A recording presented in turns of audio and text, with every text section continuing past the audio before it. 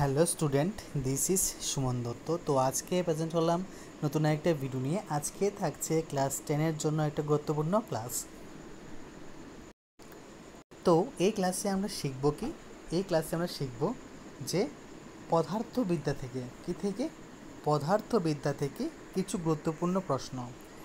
তো দেখো, এখানে তোমরা কি শিখবে? এখানে এই যে পদার্থবিদ্যা আছে, এই পদার্থবিদ্যা থেকে একটা অধ্যায়ের নাম বলছি। অধ্যায়টা হলো কি? তড়িৎ বিজ্ঞান। এই তড়িৎ বিজ্ঞান থেকে কিছু গুরুত্বপূর্ণ প্রশ্ন, মেবি 3টা থেকে 4টা হবে। তো আশা করি সবাই ভিডিওটা প্রথম থেকে লাস্ট অবধি নিশ্চয়ই দেখবে।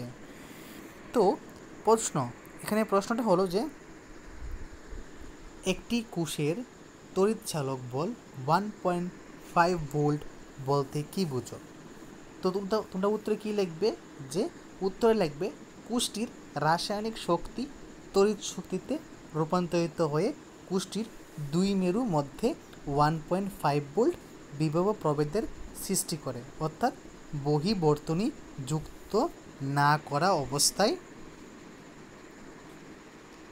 কোষটির ধনাত্মক মেরু থেকে ঋণাত্মক মেরুতে 1C তড়িৎ আদান নিয়ে যেতে 1.5 J কার্য করতে হয়। ঠিক আছে?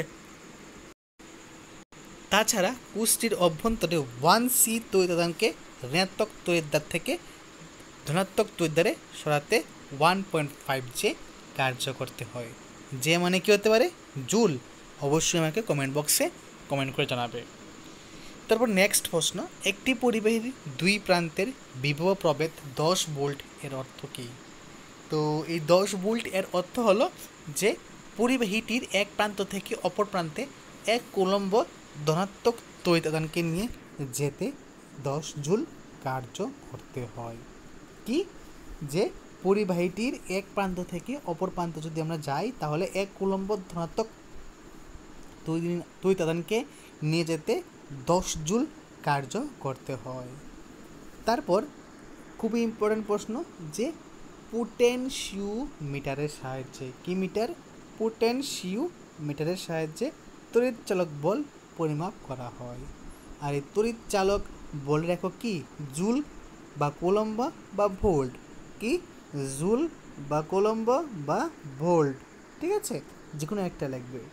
তো এই হলো আজকের একটা গুরুত্বপূর্ণ ক্লাস।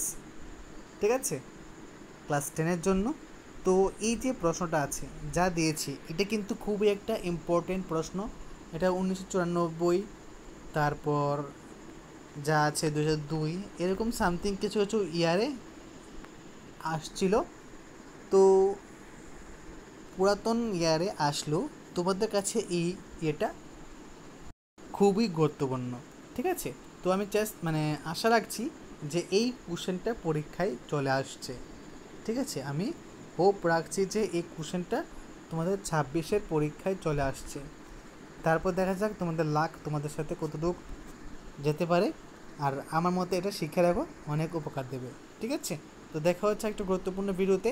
এবং তুমি যদি এই চ্যানেলে নতুন হয়ে থাকো, অবশ্যই চ্যানেলটাকে সাবস্ক্রাইব করে রাখবে এবং বেল আইকনটা গিয়ে কী করবে? অল করে রাখবে নোটিফিকেশনটা।